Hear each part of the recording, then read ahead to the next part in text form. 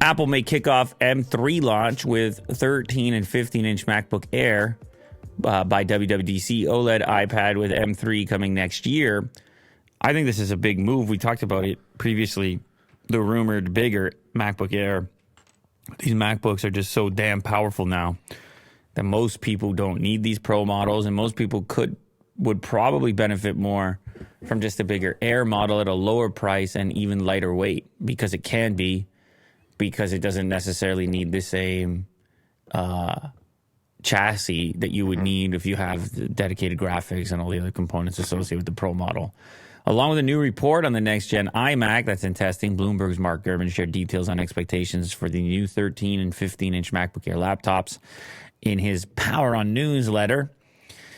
The report highlights the MacBook Air updates are imminent, but some of the specifics, like which chip are going to be used, are slightly less clear. Good work to put the older M2 in the new 15-inch MacBook Air. Mark thinks Apple is more likely to put the M3 in the refreshed 13-inch MacBook Air. He says a 15-inch MacBook Air with an M2 chip may still excite consumers, but a new M2 13-inch MacBook Air is unlikely to be compelling, because it already is there. So it's plausible that Apple is gearing up for at least the new 13-inch model to be an M3 machine. That'd be odd, though.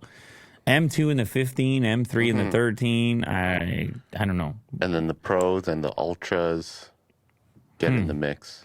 What does Ming Chi say about it? He predicted Apple will offer the M2 or M2 Pro in the upcoming 15-inch Air as well. Yeah, very interesting. Well, maybe they just hang on to M2 completely for the lineup. Or maybe there's yet another laptop designation for something. Maybe it's an Air Pro. Oh, God. I can't handle that at this point. There's too many things going on. 15-inch is just good. Thin and light 15-inch is a thing that other manufacturers have had, and Apple has not. Apple has sort of stuck to their guns. They're like, we have our portable machine, and then we have our powerhouse machine. Not to say that the MacBook Pro is, like, extremely hefty, but it doesn't quite compete with other 15-inch laptops that are razor thin.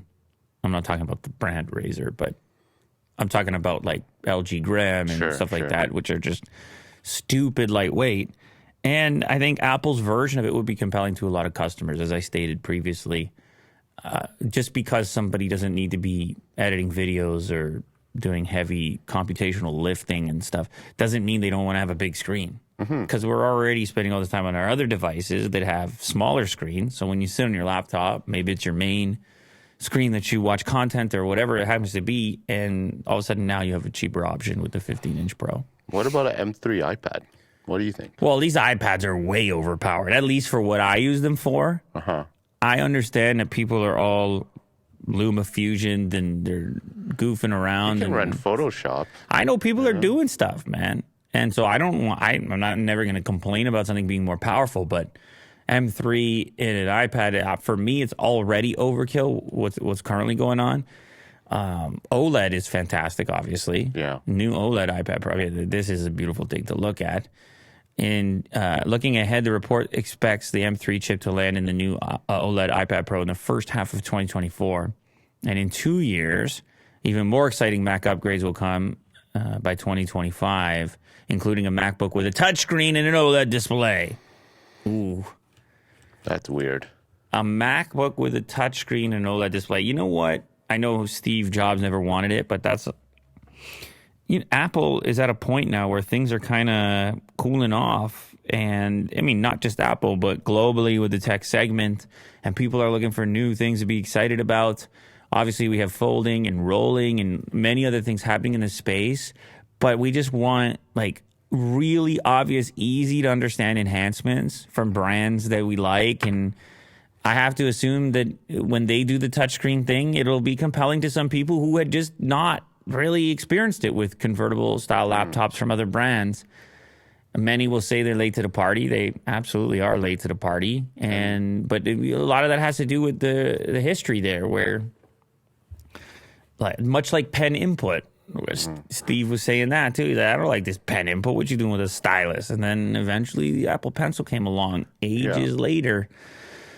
So they'll do whatever it takes to move units at this point to maintain those seemingly impossible revenue numbers, profit margins, and that crazy growth that they've been on for so damn long. Oh, yeah. But it's probably, honestly, it's probably the most compelling aspect of that top story is the idea of a completely new Mac form factor, which is part iPad, part laptop. Will it cannibalize each one independently? Probably, possibly. But I think ultimately there's a lot of people that would want something that can do both. Sure. And they don't need to have these separate devices.